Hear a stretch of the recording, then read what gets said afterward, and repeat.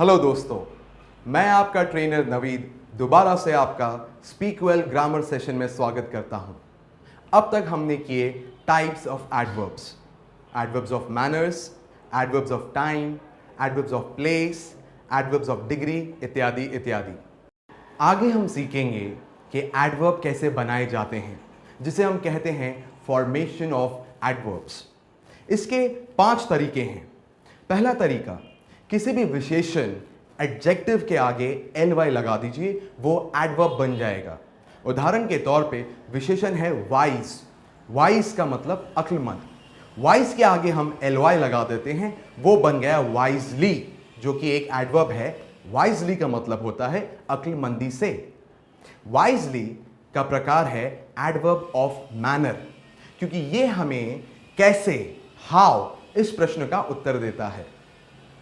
दूसरा तरीका, दूसरे तरीके में हम शब्द के आगे while, WHILE while, या तो फिर wise, WISE wise लगा देते हैं, तो वो एक एडवर्ब बन जाता है। उदाहरण के तौर पे हमारा शब्द है mean, MEAN mean। mean के आगे हम while लगा देते हैं, तो वो एडवर्ब बन गया meanwhile, जिसे हम हिंदी में कहेंगे इतने समय के अंदर। उसी तरह से क्लॉक हमारा शब्द है और उसके आगे हम लगाएंगे वाइज, तो वो नया एडवर्ब बन गया क्लॉकवाइज।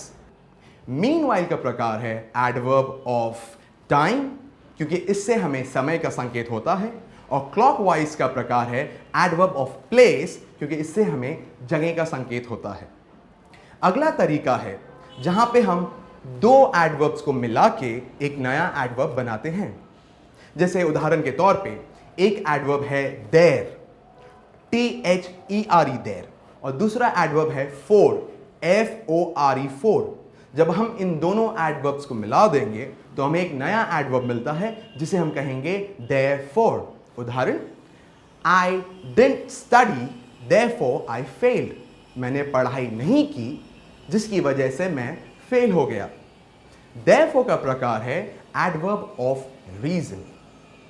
अगला तरीका है जहां पे हम शब्द के आगे WARD वर्ड लगा देंगे। उदाहरण के तौर पे शब्द है हमारा बैक और उसके आगे हम लगा देंगे वर्ड। जब हम इसे मिला देंगे तो हमें एक नया एडवर्ब मिलेगा, जिससे हम कहेंगे बैकवर्ड। बैकवर्ड का मतलब है पीछे की तरफ। बैकवर्ड का प्रकार है एडवर्ब ऑफ प्लेस, क्योंकि इससे हमें एक जगह का संकेत मिलता है। अगला तरीका है जहां पे हम एक शब्द के आगे प्रेपोजिशन लगा देते हैं।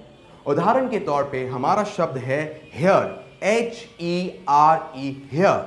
अब उसके आगे हम प्रेपोजिशन लगा देंगे इन, IN, तो हमें नया एडवर्ब मिल गया हेयर इन। हेलो दोस्तों, अब आगे हम सीखेंगे एडवर्ब के पोजीशन के बारे में। Adverb of time, adverb of manners and adverb of frequency. ज़्यादातर ये एडवर्ब्स कर्ता यानी सब्जेक्ट और फाइनाइट वर्ब यानी क्रियापद के बीच में आते हैं किसी भी वाक्य में। उदाहरण के तौर पे Leena sometimes listens to the old songs.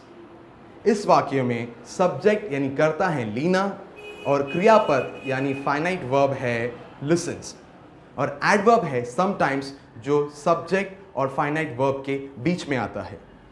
Sometimes का प्रकार है एडवर्ब ऑफ फ्रीक्वेंसी।